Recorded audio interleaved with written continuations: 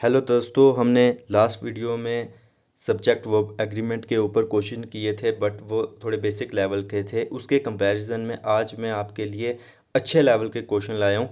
तो अगर आपने अपना कॉन्सेप्ट अच्छा किया होगा तो तब ये आप क्वेश्चन कर पाओगे। हाँ, मैं ये बता दूं कि ये थोड़े ज़्यादा अच्छे लेवल के क्वेश्चन हैं। शायद जेके एसएसबी में इस तरीके के क्वेश्चन ना आए, लेकिन आ भी सकते हैं क्योंकि ट्रेंड बदल रहा है। तो वीडियो को शुरू करते हैं। फर्स्ट क्वेश्चन है, दीपक Parekh recently shared his advice for family-run businesses and said that families must avoid to go to court and suing each other।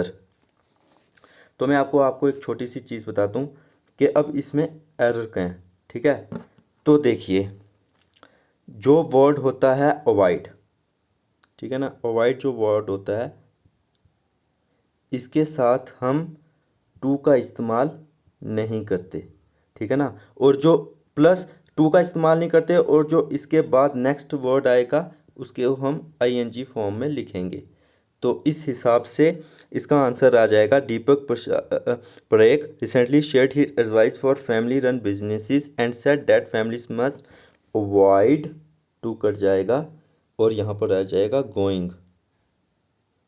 ठीक है, going to court and suing each other. और उसके अलावा भी एक छोटी सी बात है कि जो कंजक्शन होता है, जैसे कि एंड कंजक्शन होता है, कंजक्शन होता है जो दो वर्ड्स को जोड़े। जो कंजक्शन होता है जो अपने पहले वर्ड लेगा वही बाद में लेगा, मतलब कि जो अपने पहले वर्ब लेगा बाद में वही लेगा। जैसे यहाँ पर अगर स्विंग है तो यहाँ पर भी गोइंग होना चाहिए। अगर कोई और वर्ड होता यहाँ पर तो अवॉइड टू का कंसेप्ट चला, अगर इसको छोड़ के अगर कोई और होता और यहाँ पर अगर गो होता तो आगे भी स्यू आना चाहिए था, ना कि स्विंग। ठीक है, तो इस हिसाब से इसका आंसर हो जाएगा डी। डी इसका राइट आंसर हो जाएगा।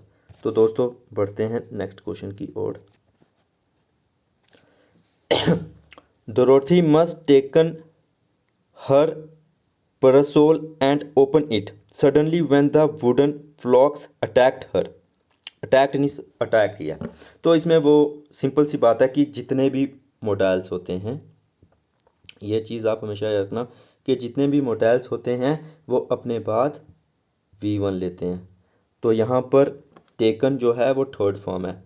ठीक है ना, तो यहाँ पर आ जाएगा सिर्फ टेक।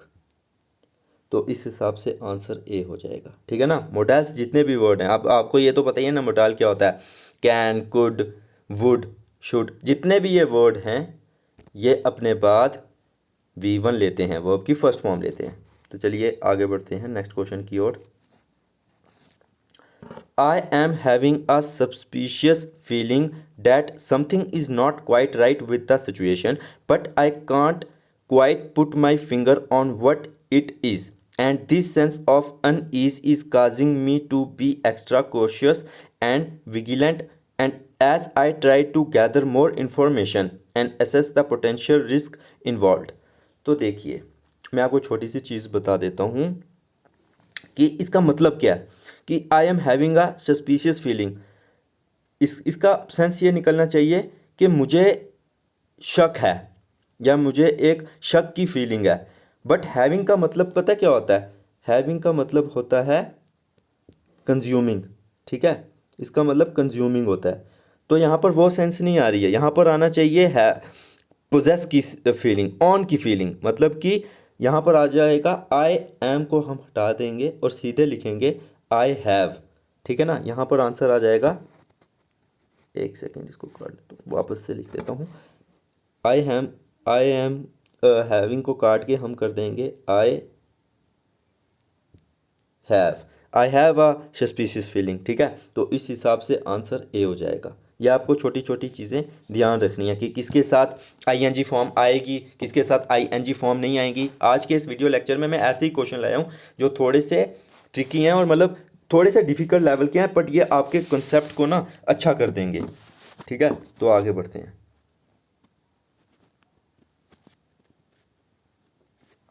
क्वेश्चन 4 है, home owners may wish to speak to family members regarding their decision to use this type of mortgage, especially if another member of the family expects inheriting the home। तो मैं आपको एक चीज़ बता दूं, aspects के बाद जो इनहेरिटिंग है ये रॉन्ग है।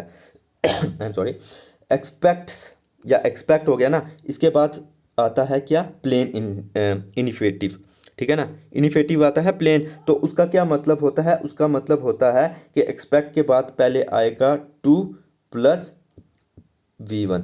तो यहाँ पर एक्सपेक्ट्स इनहेरिटिंग जो हो गया वो रॉन्ग हो गया, ठीक है। तो यहाँ पर आंसर आना चाहिए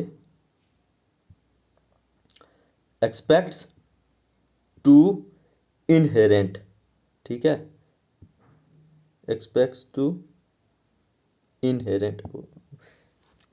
थोड़ा स्क्रीन पर लिखने में प्रॉब्लम होती है बट आप समझ जाएंगे, ठीक है ना। तो यहाँ पर आना चाहिए टू इनहेरेंट, ठीक है, एक्सपेक्ट्स इनहेरेंटिंग नहीं आना चाहिए, एक्सपेक्ट। आप बस इतना ध्यान रखिए, जो एक्सपर्ट वर्ड है उसके बाद हमेशा प्लेन इनिफिटिव आएगा।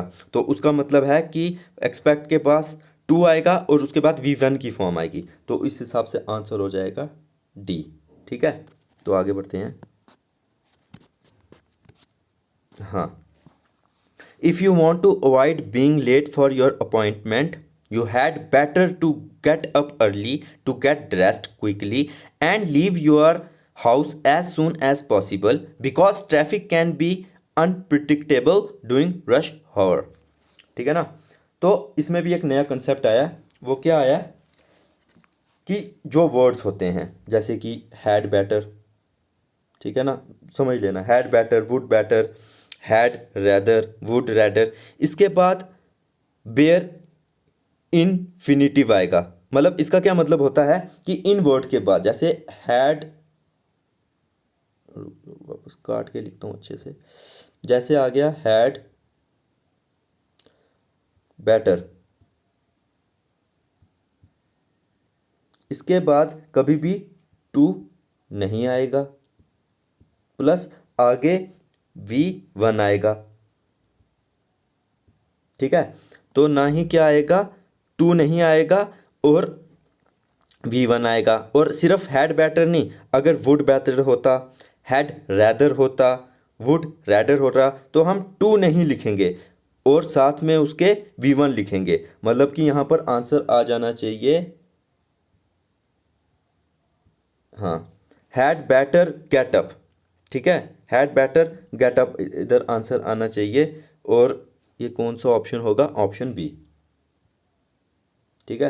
उम्मीद है कि आपको समझ आ रहे होंगे। टॉपिक थोड़ा ये मतलब क्वेश्चन डिफ़िकल्ट हैं बट ये आपके कंसेप्ट को अच्छी तरीके से क्या कर देंगे, इंपॉर्टेंट कर देंगे।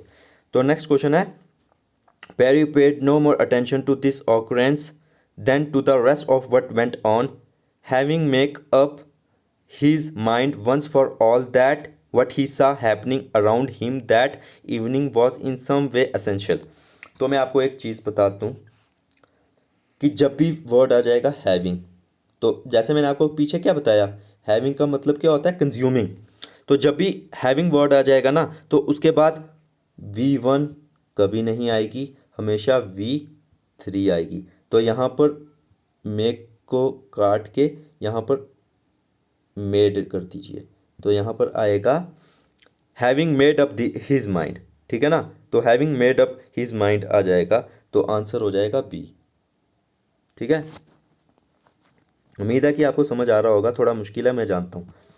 This has greatly facilitated the formation of large states devoted to grace purposes, contrary to the policy of the legislature, which has everywhere sought to encourage tillage or tillage joint to stock rearing and to discourage large holdings। या no error. तो जब भी word आ जाए जैसी devoted to, ठीक है ना, prone to, accustomed to, या फिर ऐसे वर्ड जो कि कंपल्जन शो करें। कंपल्जन का मतलब तो आपको पता ही है ना, कि मतलब जिसे कहते हैं ना नेसेसिटी। कंपल्जन, जब भी कोई वर्ड कंपल्जन शो करे, ठीक है ना, लिखने में थोड़ा है इशू, कंपल्जन शो करे ना, तो तब क्या आएगा, तब टू के बाद V1 नहीं आएगा, हमेशा टू के बाद V1 की ING फॉर्म आएगी, ठीक है ना। तो यहाँ पर ग्रेज को काट के हम साथ में ING लगा देंगे, ठीक है ना। तो रुक जाओ, यहाँ पर हम क्या कर देंगे सॉरी, नेक्स्ट क्वेश्चन आ गया है। तो हम ग्रेजिंग कर देंगे, ठीक है ना, टू, यहाँ पर हम कर देंगे टू ग्रेजिंग, ठीक है ना। This has greatly facilitated the formation of large states devoted to grazing purposes, ठीक है ना।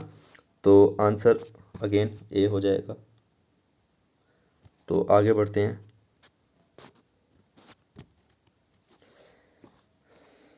With a view to minimize impact on lives, livelihood, critical infrastructure, and environment during disasters, Chief Minister M.K. Stalin on Friday rolled out State Disaster Management Plan and State Disaster Management Policy 2023। तो अब मैं आपको एक चीज़ बता दूं कि जब भी ये फ्रेज़ आ जाए विद अ व्यू, क्या कौन सा फ्रेज़ आ जाए, जब भी कोई ये फ्रेज़ आ जाए विद अ व्यू, तो उसके बाद हमेशा टू प्लस ING आएगा। तो बस इतना दिमाग में बिठा लो कि जब भी ये फ्रेज आए विद अ व्यू, तो उसके बाद टू प्लस ING फॉर्म आ जाएगी। तो इस हिसाब से यहाँ पर मिनिमाइज की जगह मिनिमाइजिंग हो जाएगा बस, ठीक है। तो आंसर अगेन ये है। The guy I spoke to said he beat the ever-living shit out of them all at once until they agreed coming back and do what Chris says। तो हमेशा एक चीज़ याद रखना कि एग्रीड के बाद ऐसे वर्ड हैं, सिर्फ एग्री नहीं है, एग्री है। अब मैं बोलता हूँ, लिखने में प्रॉब्लम हो रही है स्क्रीन में, तो मैं बोलता हूँ, आप नोट डाउन कर लीजिए। वर्ड्स हैं जैसे agree, decide, love, hate, try, tolerate, ठीक है ना। जितने भी ऐसे वर्ड हैं उनके बाद कभी भी ING की फॉर्म नहीं लगेगी, प्लस क्या आएगा, जैसे एग्री, यहाँ पर +2 आएगा, साथ में V1 आएगा, ठीक है ना। तो अब आपको स्ट्रक्चर समझ आ गया होगा कि एग्रीड, चाहे वो थर्ड फॉर्म हो सेकंड फॉर्म हो, कोई मैटर नहीं करता, जो मैंने वर्ड बताए हैं इनके साथ बाद में 2 आएगा प्लस V1 आएगा। तो यहाँ पर हो जाएगा एग्रीड टू कम, ठीक है, यहाँ पर हो जाएगा एग्रीड टू कम, लिख देता हूँ, यहाँ पर आ जाएगा एग्रीड टू, ठीक है, एग्रीड टू कम। तो इस हिसाब से आंसर हो जाएगा डी। ओके, डी आंसर है। तो आगे बढ़ते हैं। Looking through this opening they would see the valley of वो lying far below them the cottages seem like toy houses from that distance, ठीक है ना। वापस पढ़ लेते हैं question. Looking through this opening they would see the valley of वो lying far below them the cottages seeming like toy houses from that distance. देखिए, पहले इसका हम मतलब समझते हैं कि वो देख रहे थे, ओपनिंग को देखते हुए वो देखना चाहते थे, ठीक है ना। या इसका वुड का मतलब होता है कि ऐसे डिसीजन जो आपने पास्ट में नहीं लिए। तो मतलब इस तरह ये सेंस तो नहीं ना कि वो देखना चाहते थे और नहीं देखे। इसका मतलब है, इसका कहने का ये मतलब है कि अगर ये उस ओपनिंग से देखें तो वो देख सकते हैं वो लाइंग की, जो कि कॉटेज सीमिंग से बहुत ज़्यादा नीचे हैं, ठीक है ना। इसका सिंपली ये मतलब है। तो यहाँ पर हम वुड को काट के कुड कर देंगे, क्योंकि वुड का मतलब होता है पास्ट एक्शन जो आपने नहीं लिए, और कुड का मतलब होता है पॉसिबिलिटी, ठीक है ना। आपको तो पता ही है ना कि कैन की पास्ट फॉर्म होता है कुड, और इसका मतलब होता है पॉसिबिलिटी। तो यहाँ पर बात हो रही है कि वो देख सकते थे, ठीक है ना, या फिर वो देख सकते हैं। ये नहीं है कि उन्होंने नहीं देखा, मतलब वो देख सकते थे पर उन्होंने नहीं देखा, तो इसमें वो सेंस बात नहीं हो रही है। तो इस वजह से इसका आंसर आ जाएगा बी। ओके। तो दोस्तों आज की इस वीडियो में बस इतना ही। मैंने ये 10 क्वेश्चन इसलिए लाए हैं, देखिए मैं आपको एक चीज़ बताता हूँ।